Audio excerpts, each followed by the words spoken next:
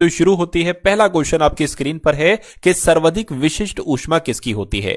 तो अगर बात करते हैं साथियों सर्वाधिक विशिष्ट ऊष्मा किसकी होती है, तो जल की होती है। आंसर आपका ऑप्शन नंबर ए होगा। उसके बाद देखिए अगला सवाल है, बैरोमीटर आविष्कार साथियों किसने किया था। तो ई टॉर्सेली की अगर बात करें, इन्होंने ही साथियों बैरोमीटर का आविष्कार किया था। आंसर आपका ऑप्शन नंबर सी होगा। उसके बाद देखिए जर्मन सिल्वर का अवयव घटक है। तो अगर बात करते हैं साथियों CuZn यानी कि कॉपर, जिंक और निकल से मिलकर बनता है साथियों जर्मन सिल्वर। आंसर आपका ऑप्शन नंबर बी होगा। उसके बाद देखिए अदिश राशि साथियों इसमें से कौन सी है मुझे बताइए। मैं कहूंगा साथियों जो चाल है ना, ये तो अदिश राशि है, बाकी सदिश राशि है। वेग और विस्थापन और त्वरण ये सारी की सारी सदिश राशि है, लेकिन चाल यहां पर एक अदिश राशि। आंसर आपका ऑप्शन नंबर सी होगा। बैरोमीटर से साथियों क्या मापा जाता है, आपसे ये पूछा जा रहा है। तो प्रकाश की गति मापते नहीं, वायुमंडलीय दाब को मापा जाता है बैरोमीटर की मदद से। आंसर आपका ऑप्शन नंबर बी होगा। किस विटामिन को एंटी कैंसर कहा जाता है, ये आपसे पूछा जा रहा है। तो आपको ध्यान रखना है साथियों, विटामिन B17 को क्या कहा जाता है, एंटी कैंसर कहा जाता है। आंसर आपका ऑप्शन नंबर ए होगा। उसके बाद देखिए क्लोरोफॉर्म की खोज साथियों किसके द्वारा की गई थी। तो यहां पर अगर बात करें, इनका नाम जेम्स हैरिसन है और इन्होंने ही क्लोरोफॉर्म की खोज की थी। आंसर आपका ए होगा। अगला देखिए साथियों, ट्यूमर का पता लगाने के लिए किसका प्रयोग किया जाता है। तो फास्फोरस का प्रयोग किया जाता है, आर्सेनिक का प्रयोग किया जाता है। मैं कहूंगा आर्सेनिक का प्रयोग किया जाता है ट्यूमर का पता लगाने के लिए। सही जवाब आपका ऑप्शन नंबर बी होगा। जब लोहे में जंग लगता है तो उसके भार के साथ क्या होता है, उसका भार बढ़ जाता है या घट जाता है। तो उसका भार बढ़ जाता है जब लोहे में जंग लगता है। आंसर आपका ए होगा, ये आपको ध्यान रखना है।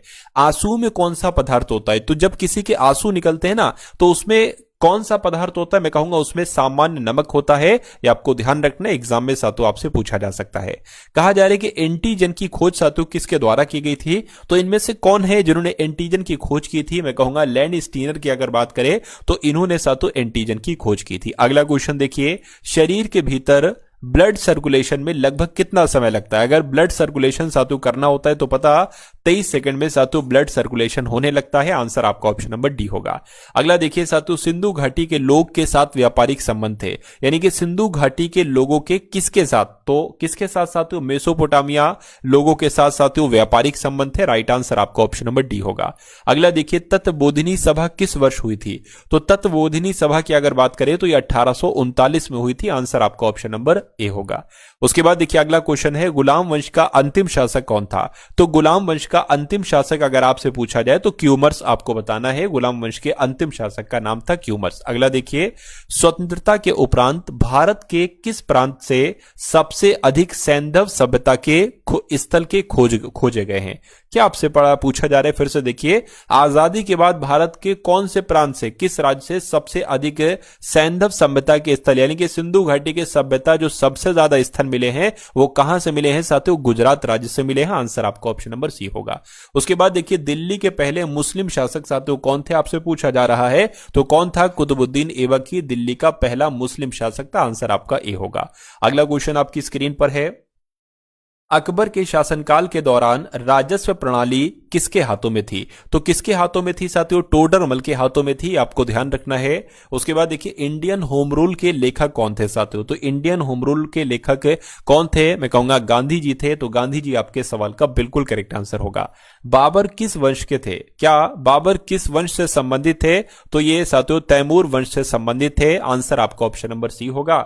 उसके बाद देखिए, बाल गंगाधर तिलक को भारतीय अशांति का जनक किसने कहा था। तो किसने कहा था साथियों, आपको ध्यान रखना है, वैलेंटाइन चिरोल की अगर बात करें तो इन्होंने ही, है ना, इन्होंने ही क्या बाल गंगाधर तिलक को भारतीय अशांति का जनक कहा था। किसने कहा था, वैलेंटाइन चिरोल ने कहा था। अगला देखिए, थियोसोफिकल सोसाइटी के संस्थापक कौन थे। तो साथियों आपको इनका नाम यह ध्यान रखना है कि मैडम ब्लोवाट्स्की की अगर बात करें, थियोसोफिकल सोसाइटी की स्थापना इन्होंने ही की थी। आंसर आपका बी है।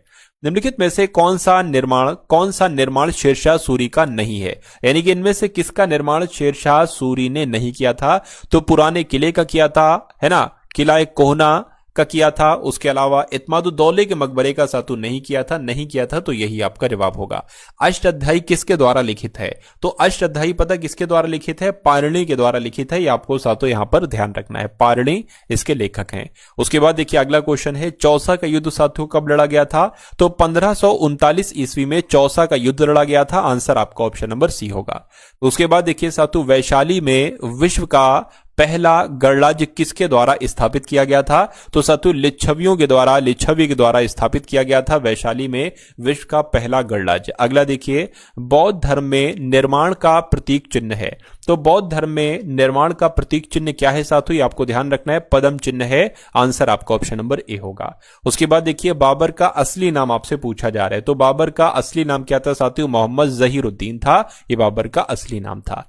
उसके बाद देखिए अगला क्वेश्चन है, चराई कर लगाने वाला दिल्ली का प्रथम सुल्तान कौन था? यानी कि चराई पर कर लगा दिया था, किसने लगा दिया था? अलाउद्दीन खिलजी ने लगा दिया था। ये आपको ध्यान रखना है, आंसर आपका बी होगा। उसके बाद देखिए, फिरोज तुगलक द्वारा स्थापित दार उल शफा क्या है? तो दारुल शफा के बारे में आपसे साथियों यहां पर पूछा जा रहा है, ये एक खैराती अस्पताल है ना, इसलिए सही जवाब आपका जो जाएगा वो ऑप्शन नंबर बी के साथ जाएगा। उसके बाद देखिए, चटगांव शास्त्र गृह पर छापा किसने मारा था? तो क्या उनका नाम था साथियों? सूरसेन की अगर बात करते हैं तो इन्होंने ही चटगांव शास्त्रागार पर छापा मारा था। उसके बाद देखिए, पूना पैक्ट किस वर्ष हुआ था? तो पूना पैक्ट आपसे पूछा जा रहा है 1932 में हुआ था साथियों पूना पैक्ट। आंसर आपका ऑप्शन नंबर सी होगा। उसके बाद देखिए, कांग्रेस का जो फैजपुर अधिवेशन हुआ था ये कब हुआ था? तो ये हुआ था साथियों 1937 में। कब हुआ था? 1937 में ही कांग्रेस का फैजपुर अधिवेशन हुआ था। उसके बाद देखिए अगला सवाल है साथियों, अगर आपने अभी तक इस वीडियो को लाइक नहीं किया तो वीडियो को लाइक कर दीजिए। चैनल पर अगर आप लोग नए हैं तो चैनल को भी तुरंत आप लोग सब्सक्राइब कर लेंगे।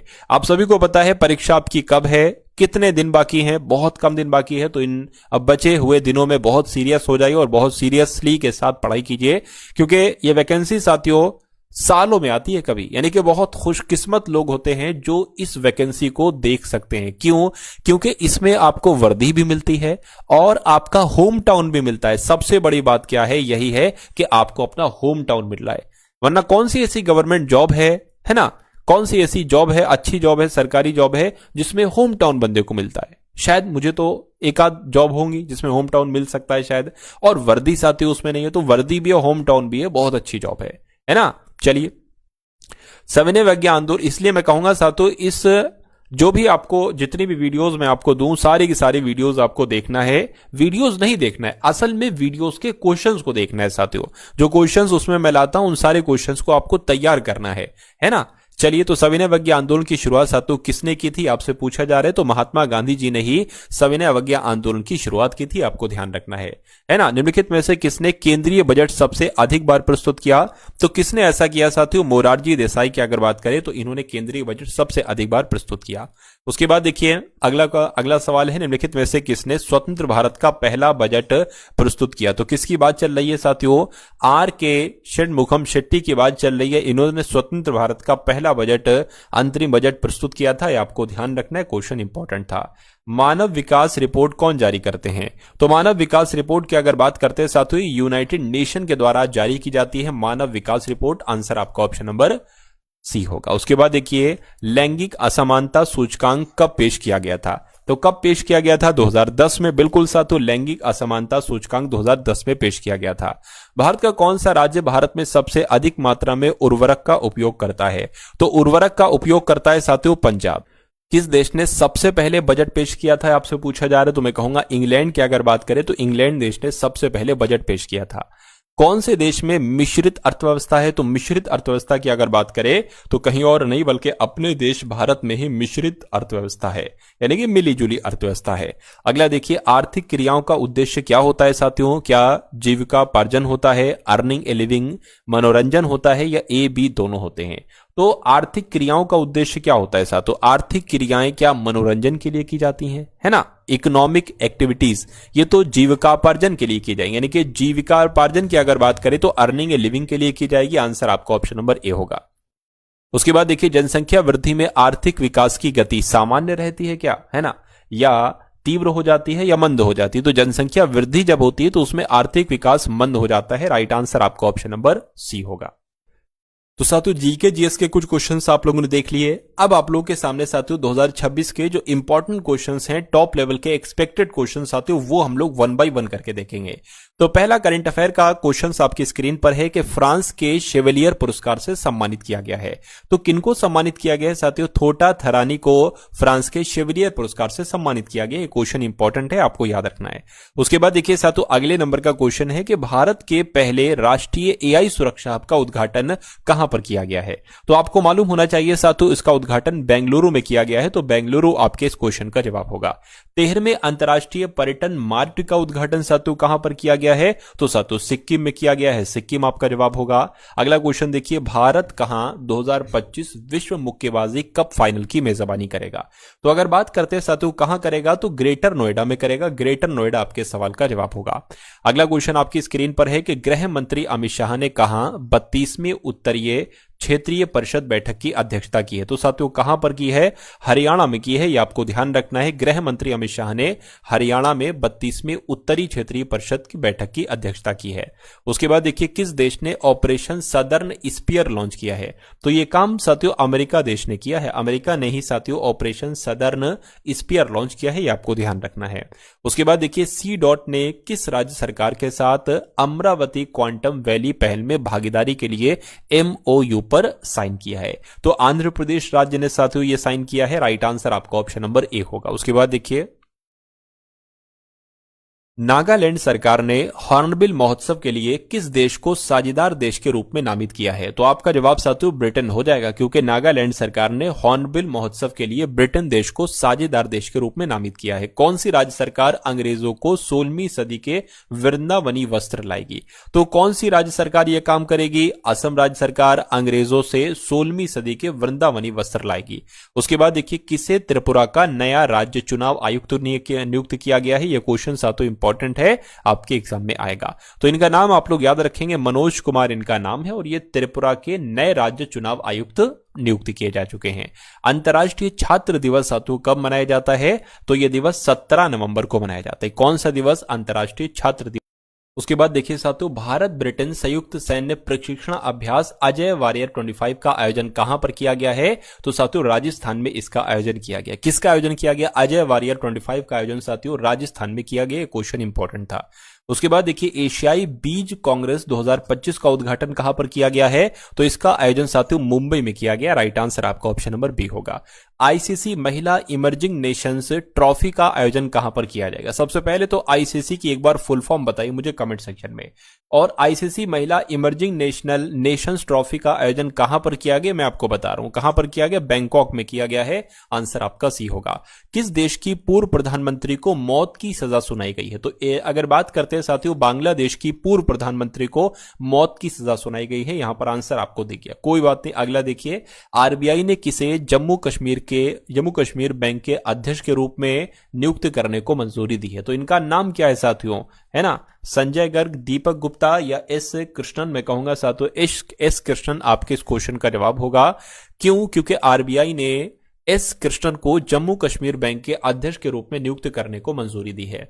उसके बाद देखिए, किस देश ने प्रमुख भ्रष्टाचार योजना का पर्दाफाश करने के लिए ऑपरेशन मिडास शुरू किया है? तो ऑपरेशन मिडास पता किसने शुरू किया है साथियों? यूक्रेन देश ने शुरू किया है। राइट आंसर आपका ऑप्शन नंबर ए होगा।